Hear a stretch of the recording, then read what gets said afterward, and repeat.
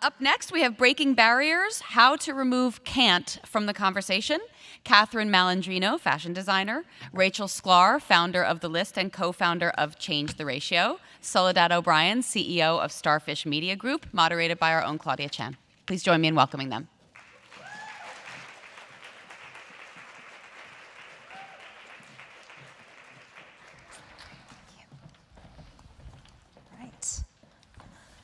Hello again, everyone. So actually, the next conversation, which is, it's called Breaking Barriers, Removing Can't from the Conversation, was actually inspired by this commercial, actually, that was created for CoverGirl. And it was a video that was created that went viral, and it was really powerful. And we actually, to kick off this panel, I wanted to share the video with you, because it's pretty special.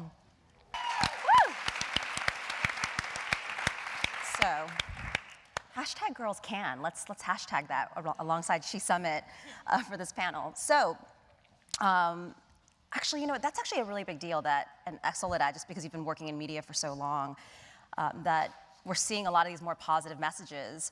And your foundation and organization is actually doing a partnership. You're really drawn to this campaign. Can you just share a little bit more about that? Sure. My husband and I started a foundation to help young women get to and then through college. We have 25 scholars who we send to college every single year. And one of the reasons we started was right after Hurricane Katrina. Most of our girls were from New Orleans, and they had lost everything. And they would come and say, I'd like to go to college. I need $6,284. And they had nothing, and they had no backup plan, and there was no one who could help. And we realized that we could very tangibly make a change in their life. What I love about the idea of Girls Can, when we started getting our scholars, you know, I would do our annual video, and I would ask them, so why do you think we took you into this foundation? And they'd always say, well, you know, I'm a very sad story. In one case, we have a girl whose mom abandoned the family. In another case, we had a young woman who couldn't get her transcripts from her school because she was $5,000 short on her bill, et cetera, et cetera. And I was like, you're not picked because you're a sad story. Actually, you're picked because you're smart and you're resilient, and there are tons of things that you can do. Like, you need to rethink and reframe why you're valuable. I've seen a lot of sad stories. I did a story on a woman who gave birth in a tree during the Southeast Asian tsunami. Like, that's a sad story. You've just had some tough times, and you've managed anyway to get yourself ready for college. That's a huge deal. So let's celebrate what you're doing and what you can do, and let's change the mindset. And so I did. I thought it was a very parallel concept to what we were trying to do, inspire women to understand that there are all these things that they can do. Sometimes it requires a fair amount of support. Some of that is financial. We also give girls mentoring because you need a lot of just help emotionally, and tutoring sometimes, and cheerleading sometimes, and, you know, summer internships sometimes. So to us, it was just a way to really help young women be successful. Great. So the word can't, obviously, so much of it, I was talking earlier about just, you know, your self-talk in your mind, and language is so powerful. In terms of I'm curious because all three of you have broken through amazing barriers, and obviously you've achieved amazing things. I'm curious, for example, in Catherine, and to talk about industries for a second, in the fashion and even artistic fields. Bringing it back to the industry itself, it's very hard to build a sustainable career, you know, in that type of field. How many young women come out of school and want to be a fashion designer, but it's just so hard to sustain. What's your advice? Obviously, you've been very successful. Catherine Malandrino retail stores are in Dubai. They're all over Asia, Europe. You have a global business. And so what is your advice for young entrepreneurs that want to get into artistic fields to sort of give them the confidence, the inner confidence to pursue their passion? First, you know, it's about the artistic field and maybe the world of fashion, but for me, it's bigger than that. Because when you are able to go above the can't, it's because you are animated by something else inside you that makes you break all the barrier. And for me, what is it? Is a dream. And since I'm 8 years old, I've been a dreamer. And I'm very pushing the idea of people to dream. Here we are speaking about women, and I'm really push women to dream because it's the most powerful thing that nobody can take out of you. And people that dream are able to achieve things that are absolutely impossible for others because you are driven by an insider fire.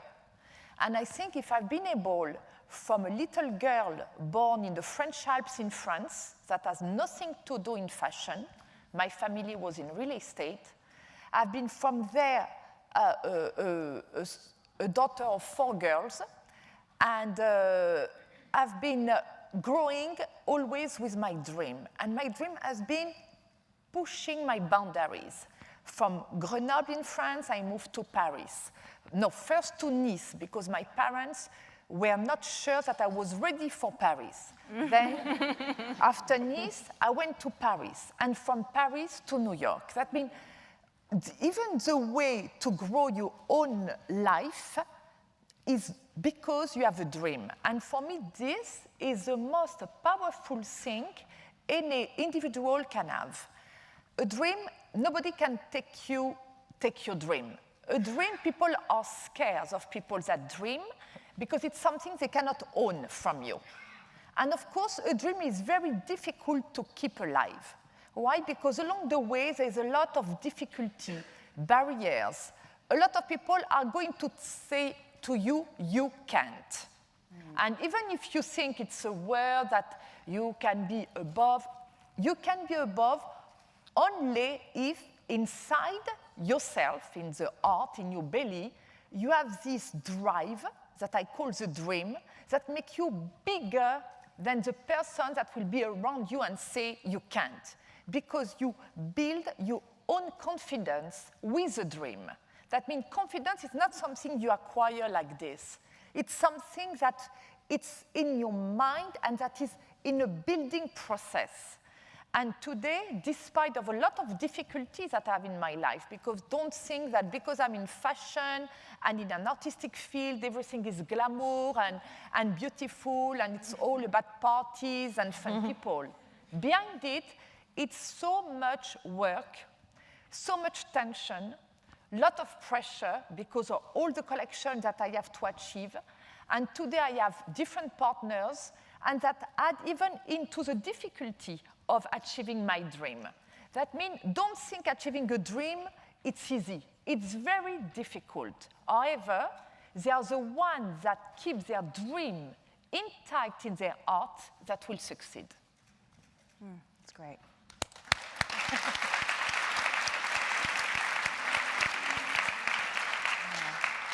Dreaming is our right?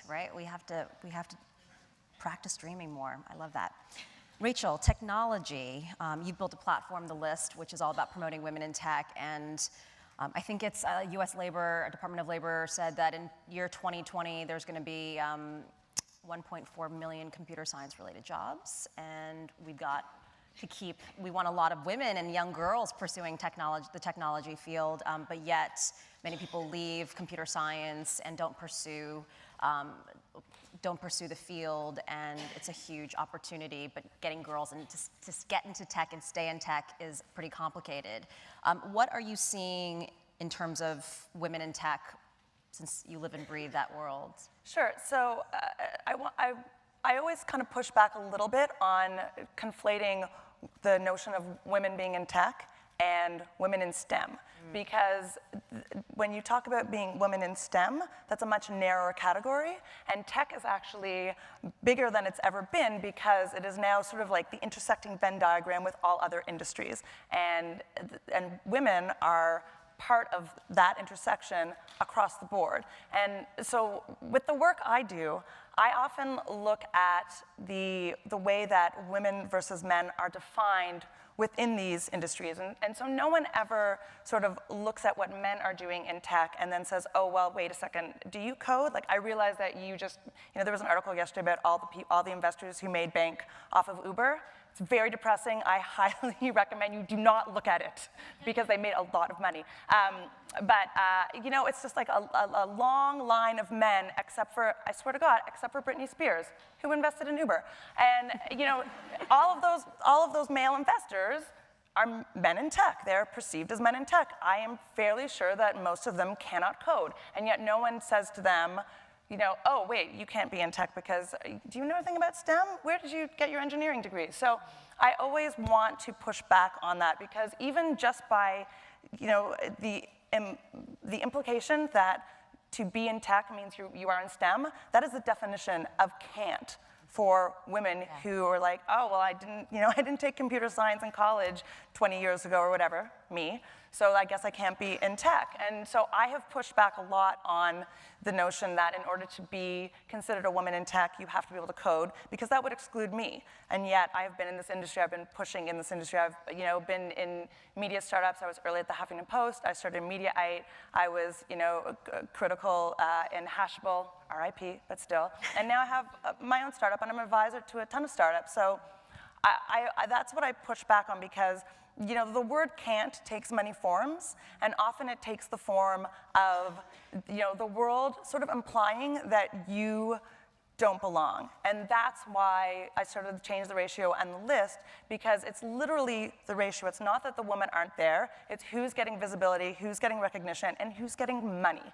And that's why the more women who are out there and getting visible and getting that funding and showing that that they are creating, like in that ad, the better it is for everyone, because it's basically about shifting the ideas of who gets to be in these certain roles. That's great. And so actually talk for a second about hashtag change the ratio, because we've really started a movement around it, and we had a whole conversation yesterday around the power of hashtags and for women to use that as a microphone to drive media, and it's a whole movement. I started it because I was just trying to find a catchy name for the thing that I was pushing, and I found myself just constantly saying, like, I want to change the ratio, I want to change the ratio. And so I popped that into the URL bar, and it was available. And what year was this? 2010. 2010. And I just threw it out there, and now it's used all over the world, and it's used across the board. I deliberately wanted to make it something that was not gender specific, because there are lots of ratios that need changing, and I'm on them all, I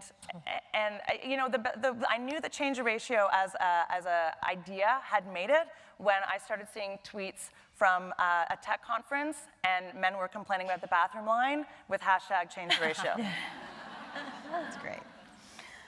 Soledad, in media, women hold 5% clout positions in telecommunications, entertainment, advertising. You've spent your whole career in journalism. Can you share with us, and media is changing so much now in terms of women having more power through social media. What's your advice? Or actually, I'd love to hear your story a little bit more, actually, in terms of how your journey through journalism. Did you always know that you wanted to be a journalist? I was pre-med in college. I went to Harvard, studied English and American literature and pre-medical science. And my last year of school, I realized that I didn't want to go to medical school. And my sister, who was taking the same classes as I was, who was clearly had a scientific mind, clearly that was the direction that she should go, and I realized, sort of in looking at her, that it wasn't what I was passionate about. So I started working at a TV station, a local station in Boston, and I was able to move up the ranks. I was coffee girl and staple remover from bulletin boards girl, and I liked it. I loved being in the environment. It was a lot of fun, and I moved up fairly quickly, in part because I think I was always willing to say yes to anything. Did that for a couple of years, went to NBC News, where I became a producer for the science correspondent because of my science background, and then left NBC and went to San Francisco to start reporting at a local station in San Francisco. Did that for a few years. When I was told that they didn't want to train me to be an anchor, I always wanted to kind of grow my skill set. I realized that was kind of a can't, and they made it very clear, like, we have enough female anchors, we do not need to add more. And so MSNBC was launching, and I joined MSNBC as an anchor in San Francisco for a show that was really based in Secaucus, New Jersey. And I did that for a few years. That show was canceled, came back to New York, started anchoring for MSNBC on the weekends. When Weekend Today show opened up, I moved to NBC Network to anchor that show. And then after what was basically 16 years at NBC and NBC stations, went to CNN for about 10 years. And then about a year ago, I left CNN. They had canceled my morning show, and they were kind of going a different direction with the whole network and with the morning show specifically. And so I left, and I was able to negotiate a deal where I could own all of the documentaries that I had produced over the 10 years at CNN. So I owned the content. It was an unusual deal. And I think the lawyers realized that, like, because all the talent was like, okay, well, I'd like to own my stuff too. And they're like, oh, I think they realized that that was not necessarily such a great deal on their part. And I started a company, a production company. And it was interesting. When I left, I really thought, hey, if we do one or two things, it'll be fine. And, you know, I can take my kids to school and have a more balanced life than I've ever had. And it's been a very interesting time because I think the media landscape is changing so dramatically that we're just crazy busy. We're in partnerships with CNN and HBO and National Geographic and working on projects with PBS and then other projects with brands like CoverGirl. I mean, it's been a really interesting time, and I don't know that I could have done it 5 years earlier. I'm not sure that the landscape was there to really have a very viable career. So it's been incredibly interesting. But I think the biggest thing that I learned out of all of this was the experience I had in local news in San Francisco, where I was not particularly liked. All my early career, because I was the girl who'd get the coffee and do that, everyone loved me, you know. And I went to San Francisco at a time when they had a big strike, and I was one of the first people hired after the strike. Your average reporter was paid $90,000 a year. They paid me $30,000, and I was happy to have the job because I wanted to be a reporter. And I remember I wasn't liked. Like, people just were like, eh. I mean, I wasn't hated, but eh. One day I was walking down the hallway, and there was this very angry debate going on about affirmative action. And I realized as I walked by and said hi to people, like, the debate was about me. I was the affirmative action case that had just been hired and didn't deserve to be there. And you know, so you're right, it was like, oh, everyone stopped talking, and they were embarrassed. I'm like, oh, that's me, wow. And it was such a weird experience for me because my entire high school career, I'd been a terrific student. I loved Harvard. It was a great college. I went on every job. People were like, we love you. And this was a place where people were very much like, meh. And to discover that you can be wildly successful in a context where no one particularly wants to help you, that no one is really advocating for you or cheerleading for you, but you can just do good work and leave that place and negotiate to something better without anybody being your godfather, if you will, was such an empowering thing. I really learned, like, we don't have to be friends. I can just deliver good work. You can accept my good work. We will be perfectly fine, and we'll move on. And I think that's an important message for women, because I think in my early jobs, I wanted to be friends. I wanted people to like me. Right. You know, and now it's like, yeah, listen, I want you to just like and value my work, period. So you were able to just separate yourself emotionally from that, not let it sort of get inside. Yeah. You know, it got inside of me all the time. I mean, you know, not at work. I was pretty good about not like freaking out at work. And, you know, I'm not the first black person or person of color who realizes a conversation's happening. You're like, oh, we're back at this again. Okay, you know, I had that conversation at Harvard too. Well, you know why you're here. They need black women at Harvard. And, well, you know why you're at this thing. They need, and I was the minority trainee at WBZ. So you had that conversation a lot. But I think, I'll tell you one last story that was really an interesting moment for me. I had an interview with, a meeting with one of my bosses when I was in San Francisco. And he said to me, I had called the meeting because I wanted to complain about something that wasn't going well on the show. He said, before we start this meeting, I got to tell you, everybody hates you here. Can you believe that's pre-Twitter? Like, that's a Twitter move, you know, but pre-Twitter. And I started to cry, and I started to cry hysterically, like, and I was at a restaurant called Postrio in San Francisco, which is a restaurant I can never go back to. I have to cross the street. It was such a traumatic experience, horrible. And I finally had to leave the restaurant, and whatever. And the woman who was a very good friend of mine, who was my makeup artist at the time, she said, well, you know, you went into that meeting without a plan. The next time someone tries to switch it up on you, You say, you pull, we had filofaxes then, right? No one had an iPhone. You say, and someone says, listen, everybody hates you. You say, well, hang on a second. You pull out your filofax. You say, I actually really want to discuss that. I am free Thursday of next week. Does that work for you? Great. You write that down. You say, now, back to me. Here's my complaint. And it was such a genius piece of information. Like, because I was hysterical because I couldn't navigate my way out of this thing we were having versus the, I'm going to manage it, I'm going to place it here, and now we're going to get back to me, which is my strategy. And I think learning a lot of those strategies helps you turn something where someone's saying you can't to actually this conversation's not about that. Our conversation's about this, and you control it. That's great. That was really good advice. Well, I think it is. It's separating the emotional reaction and just getting very rational about the practical step that needs to happen to get to the next stage where you can put your energy towards something that is solution driven. That's great. Catherine, what's your greatest can't story? Like in your journey from France and moving to New York and building this global business, you know, is there a can't story that really stands out to you where you felt like, oh my God, I'm terrified of this, or there's no way I can do it, but then you transformed that and did it? Well, in my career, I have certainly a lot of can't along the way. But really, it's because I felt this strength and determination into me that I've been always able to go beyond the can't. Because I really don't, I listen to people, but each time I learn from it and I grow for it. That means I'm not stopping at the no or at the can't. But at the same time, and I realize it maybe a little late on my career, but maybe by telling you the story, you will do it even earlier.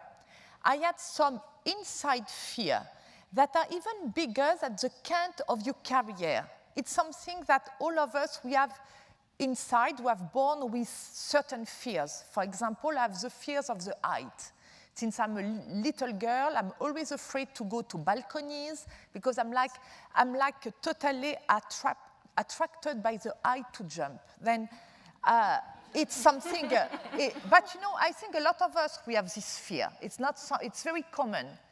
But I realize that, especially in difficulty in my career, I have to go among the biggest fears. Then I decide to do skydiving. Oh. Wow. And it was for me a huge way to fight my fear and to be able to tell myself I can.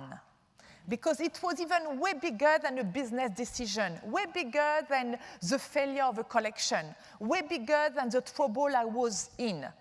It was something that I was born with that I have to go above. Then I decide to take a session just 1 hour away from New York to go into a plane with an instructor and to jump from the plane. And I did it. And I did it, and I grew a lot from it. I realized that it has nothing to do with my work, with my job, with all my challenge of every day as a designer, as a woman, as a working woman, as a woman that wants to make it and ambitious and to continue to make it. It's not even this. It was even bigger than that. It was a fear that I have inside that I've been able to go above and to fight and to achieve. And when I was in the air, all this came in my mind. And I was feeling, when I touched the floor, I felt like I have go above a step in my life. I grew tremendously. And the days after, I was inside feeling even stronger than I ever been. It was because of the jump, but because I was able to fight my biggest fear. Now I still have one, and I know that a lot of us, especially women, we have this fear, and it's another huge fear that I have. It's a snake. But I know that I have to, one day soon, be able to go next to a snake and maybe to take a snake and to feel better. Because I feel I'm going to grow tremendously. It's, you know, it's symbolic, all this. It is. But it's symbolic, but in all of you, I'm sure you have fears that say, I can't do that, I can't. And if you are able to say I can't, but suddenly to go above and say I can, and it's not related to any of your daily difficulties, it's inside you, you are going to grow tremendously, that there is no bigger lesson in life. Great.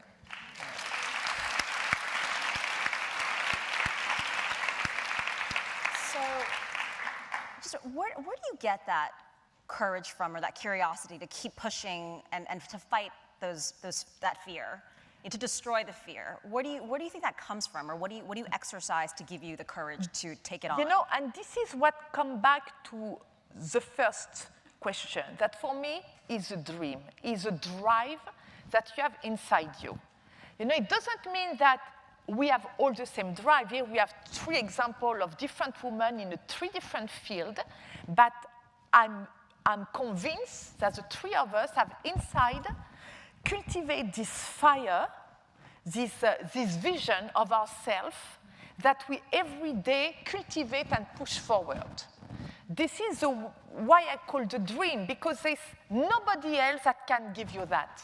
You have to find it in yourself. Whatever is your dream, there is not small dream or big dream. There's a dream. That means the way you project yourself. It's the way you want in this life. What do you want to achieve? How do you want to achieve it? It's certainly bigger than just your career. This is why, you know, sometimes I feel American women think that their life is mostly their career. This is maybe one of the big differences with European women, because we want to make sure that our career is very important, but our love in life, our love for life, our love for others are important.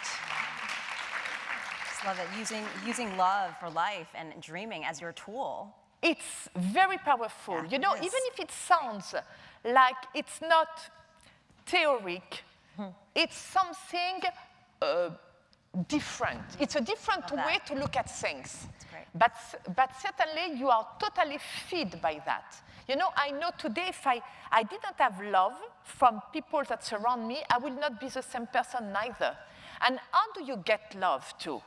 It's not by thinking that you are, for example, in your relationship with men, it's not by thinking that you are clever than men, more intelligent, stronger. You will not be loved by saying that. You will be loved because you really know that you are different than them, but you need them. That you need their love, you need their way of thinking, you need their help, because we are different, we are both equal and strong in our own way, but we need to be together, we are so much better.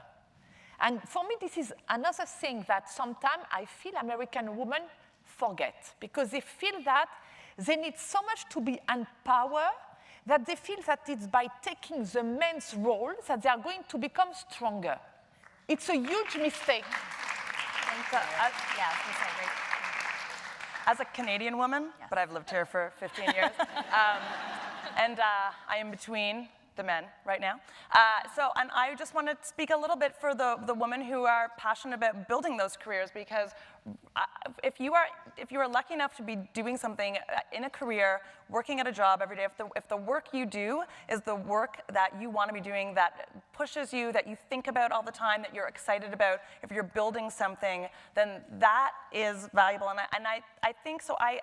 My role sometimes on these panels is to push back a little, and I have just, there's been messaging lately about how it's not just about career, and there's more to life. And again, it just seems to me a little bit of a coincidence that messaging is starting to happen now that we're really in an era of sort of leaning in and taking charge, and more and more women in more and more leadership roles, and suddenly it's not that important to be a CEO. Well, yes, it is if that's what you want to be doing. So not that I'm in total agreement with everything you said. I'm just pushing forth the sort of alternate view. That's where I am right now, and I think it's also important to recognize where you are in your life and what your needs are and what your goals are. And I think one of the powerful takeaways from American feminism and the American feminist movement, as the American on the panel, is that you have this opportunity to create the life you want. And for me, my life was, I wanted to be married, I wanted to have kids, sort of a traditional that, and I wanted to have a job that was not my whole life, that was a really dynamic, I wanted to love life. And I have friends who say, but my dream is different. I don't want to have kids, or I don't want to be with a man, I want to be with a woman. And that was their passion. And I think one of the things we have to remember is that, and part of the can, is embrace the life that you want to have, and don't worry about other people's perception or their lists of things that are success. It really ultimately is your list of the things that make you successful. I think that's a really important message. So, and we are running over, but I just have one more question for you, if you can answer in one sentence. One sentence only. CoverGirl's mission right now is to empower women to rock the world. And if you could just say in one phrase your message to young women and how to rock the world, what would it be? Catherine? Certainly keep dreaming, you know? Dreaming. The power of the dream. Power of the dream. That's a tweetable. Rachel? You know, again, I don't want to lead with a negative, but just, am I allowed to swear? Sure. Is that on brand? Oh, Definitely. I'm not even, go Okay, for it. well then, just in the spirit of pushing back on can't, fuck the haters.